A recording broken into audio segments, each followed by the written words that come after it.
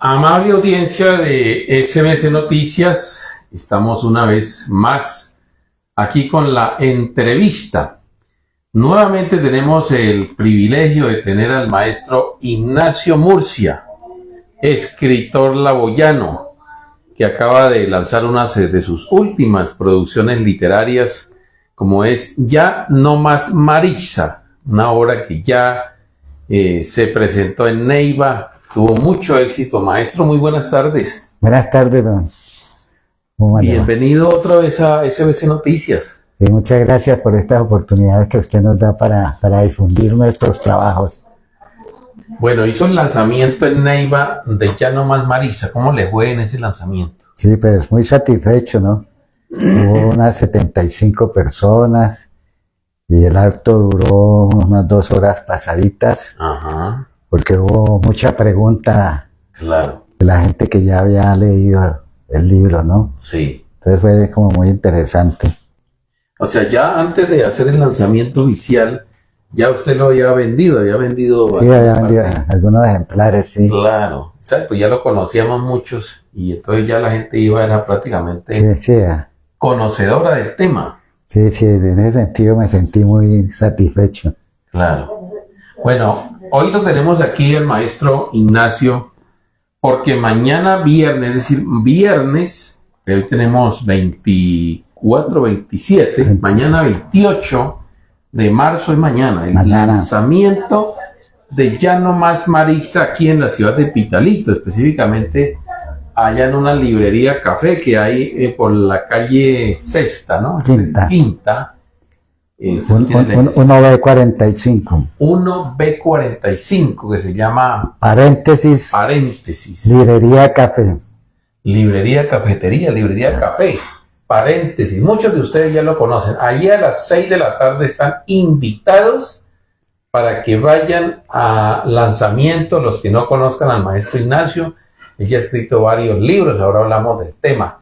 Pero el lanzamiento de este libro, que es Ya no más Maritza, y que tiene mucha relación con el municipio de Pitalito, ya que él es laboyano, escritor laboyano también. Y esta obra tiene un desarrollo que yo lo califico como histórico, porque tiene unas recopilaciones. Por ejemplo, Maritza nace en una familia que se fue, digamos, de alguna manera invasora del barrio Cálamo, por allá en la década del 70, año de 76 en adelante. Y después ella se entera de sus ancestros, de su vida, de la familia, cómo vivió allá, maestro Ignacio. Sí, la protagonista está ubicada precisamente en el barrio Cálamo, que es el primer barrio de invasión, ¿no? De Pitalito. De Pitalito. Señor. Y a propósito, ahí tengo aportes suyos. Muchas gracias. De Salvador, porque usted me contó mucha parte de esa historia. De ese barrio de invasión. Sí. Y esa situación, hay otra parte que es interesantísima leerla, porque eso le va a uno ilustrando. Yo no fui discípulo del profesor Teófilo Carvajal, porque yo no estudié aquí en Pitalito el bachillerato, pero la gran mayoría de laboyanos hoy profesionales, profesores de muchos, estudiaron bachiller y tuvieron el privilegio de ser discípulos de Tecapo, como le decían a él. Allí está reflejado en la novela, ¿no? Sí. Aproveché ahí la circunstancia de una clase, tal vez de las últimas que él dictó antes de retirarse, y que esa clase va a impactar mucho a mi protagonista porque trata precisamente del suicidio de Alfonsina Storni. Ajá. Y él, pues yo lo describo así como era él, y la manera como imparte la clase, ¿no? Sí.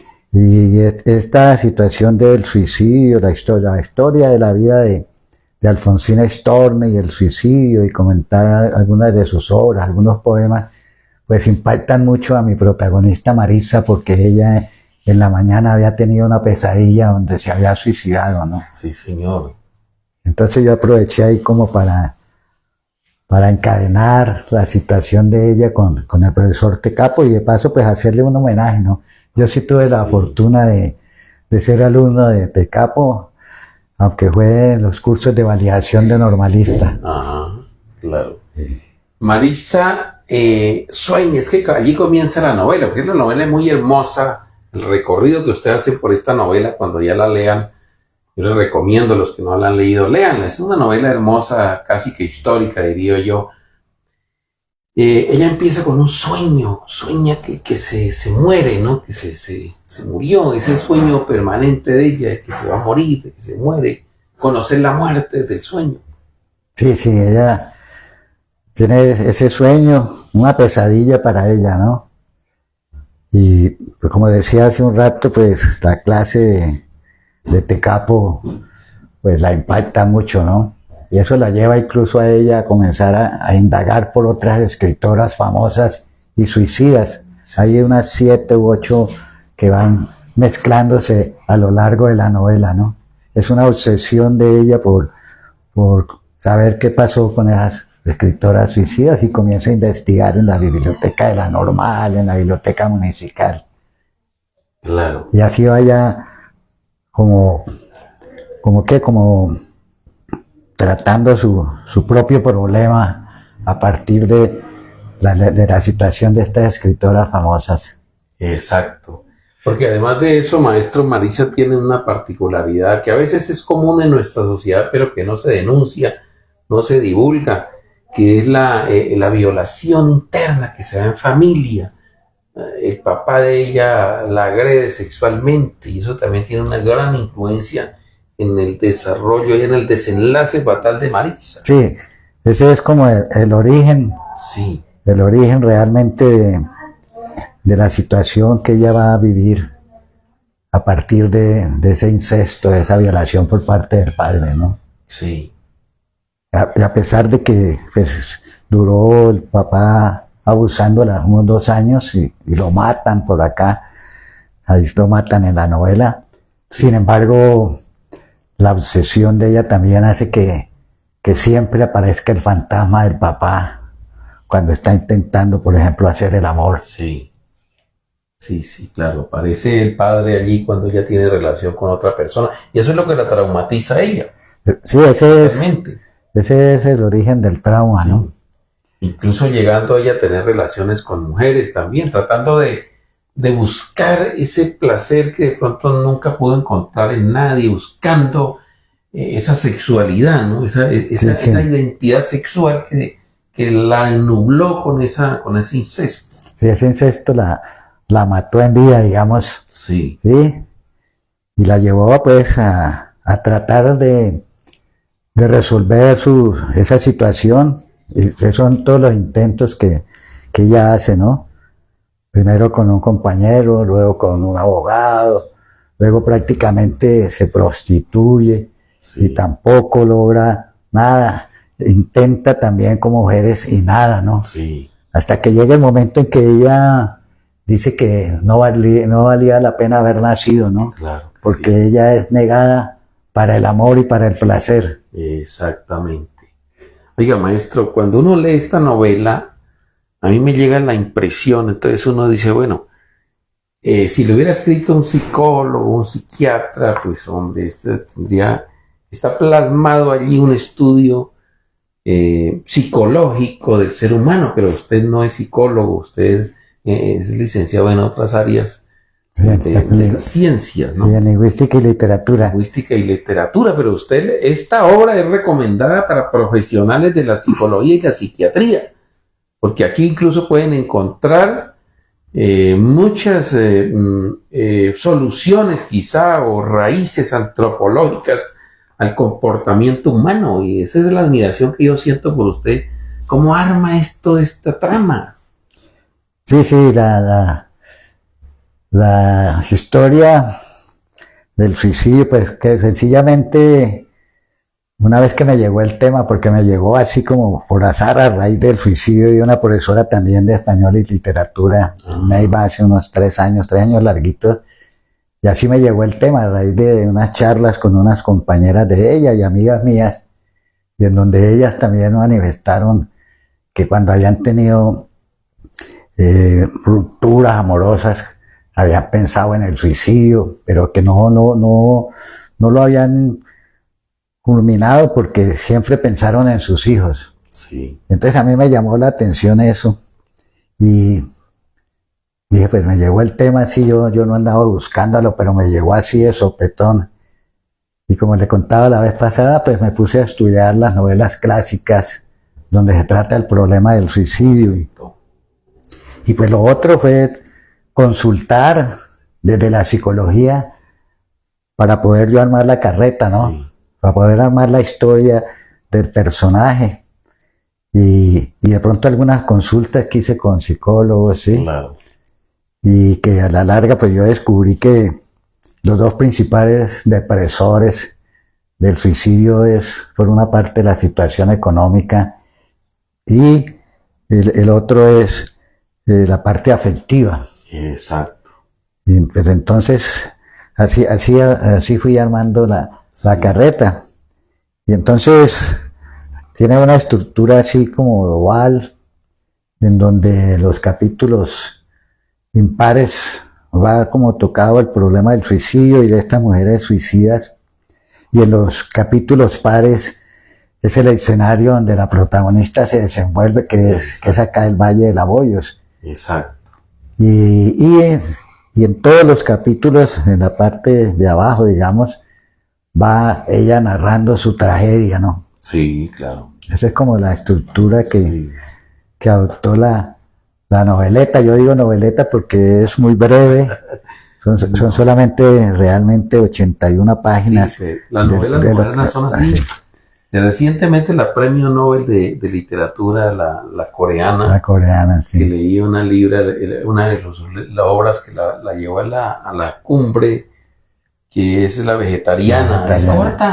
Es corta. Sí, y también es suicida.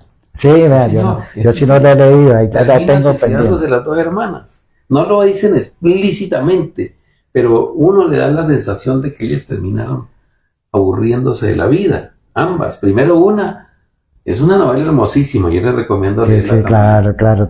Y ahí la tengo ahí ya para leerla porque ahora, no he leído ninguna de ellas. Ahora, yo la pregunta mía, bueno, porque esta novela fue muy rápido, que usted la escribió, fue muy rápido, tenía un afán de escribir esta obra. Yo recuerdo cuando usted llegó por acá con la idea, ya seguramente planeada, plasmada, pero ¿por qué la puso acá en este sector de Pitalito? Lo hice acá, es decir, ¿por qué ese escenario? No, pues sencillamente el hecho de ser laboyano, ¿no? Uh-huh. Mis 3 últimas novelas tienen que ver con Pitalito. Así es. El escenario, ¿no? Entonces, pues qué mejor uno resaltar a su pueblo, claro, por lo menos contando ahí algunas de las cosas, así como claves importantes que han sido acá, ¿no? Y que es el contexto donde la protagonista se desenvuelve, ¿no? Uh-huh. Bueno, volviendo a ese tema del profesor, yo leía aquí con algunas personas que lo conocieron personalmente y exactamente entraban en esa admiración y decía, hombre, ahí describe lo que era el maestro Teófilo, porque él siempre andaba cargando pan en los bolsillos de los sacos. Y empanadas.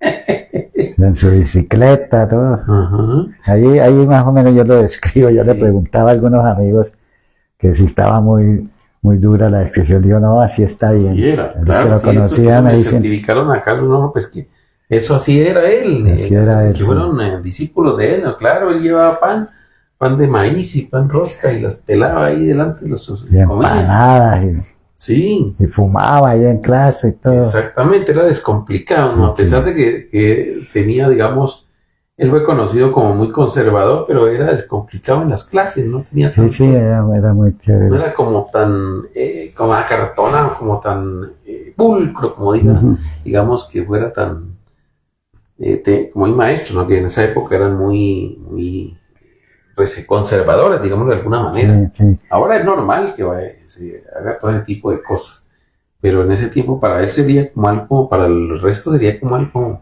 Sí, y una cosa que yo no metí ahí de tecapo, ¿no?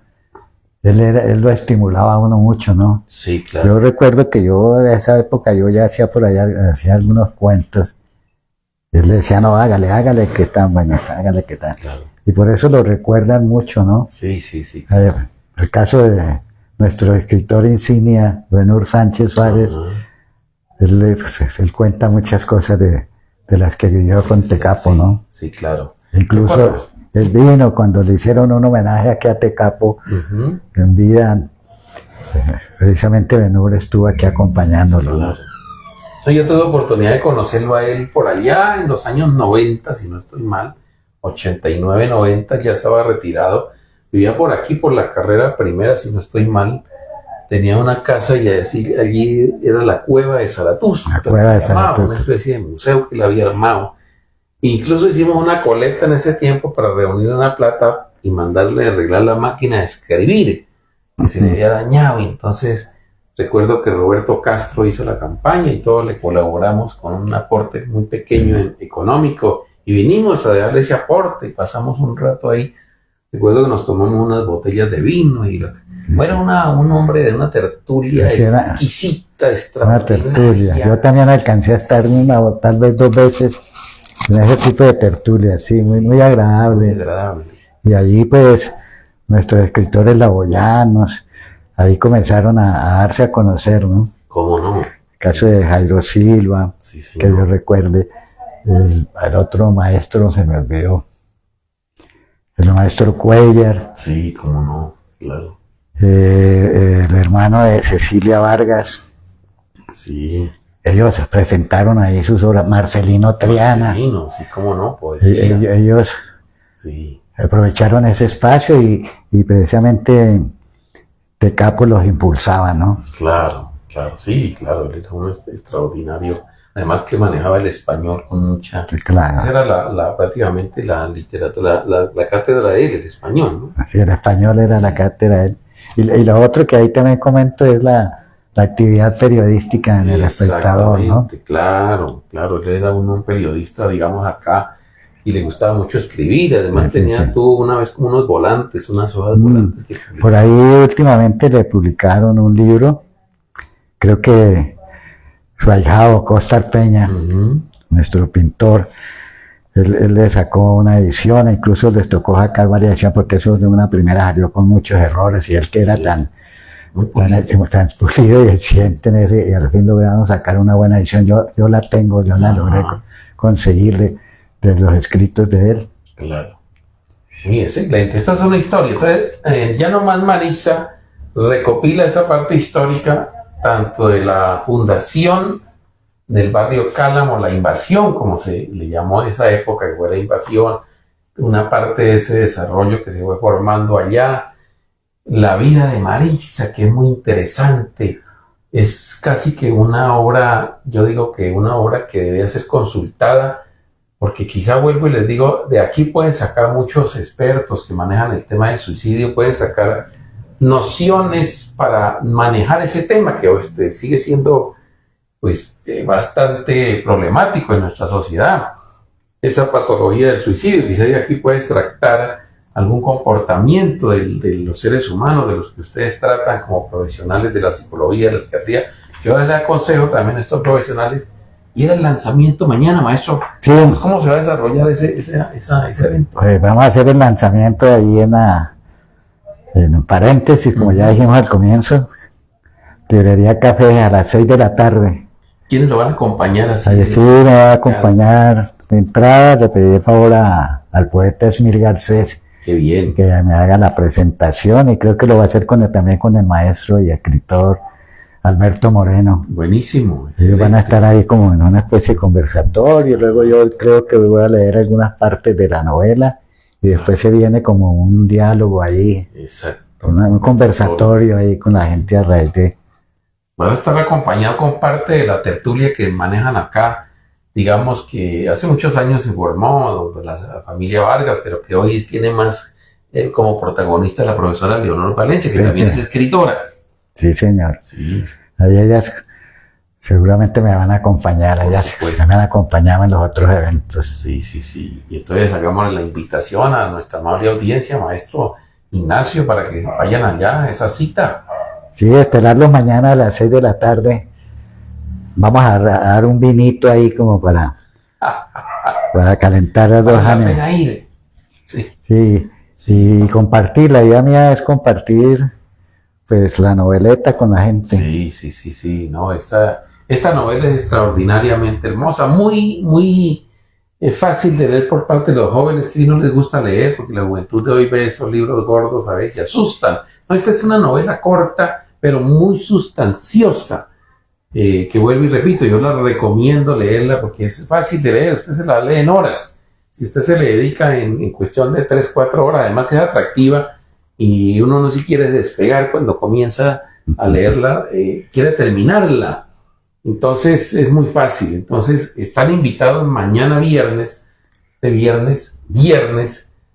a las 6 de la tarde allí en Paréntesis, esta librería café muy reconocida aquí, ya bastante tiempo, para que estemos allá acompañando al maestro Ignacio.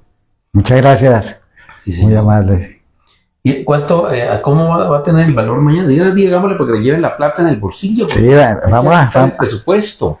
Vamos a venderla a 35,000 pesitos. Supremamente barata, maestro. Eso es una obra supremamente barata. Realmente es admirable. 35,000 pesos.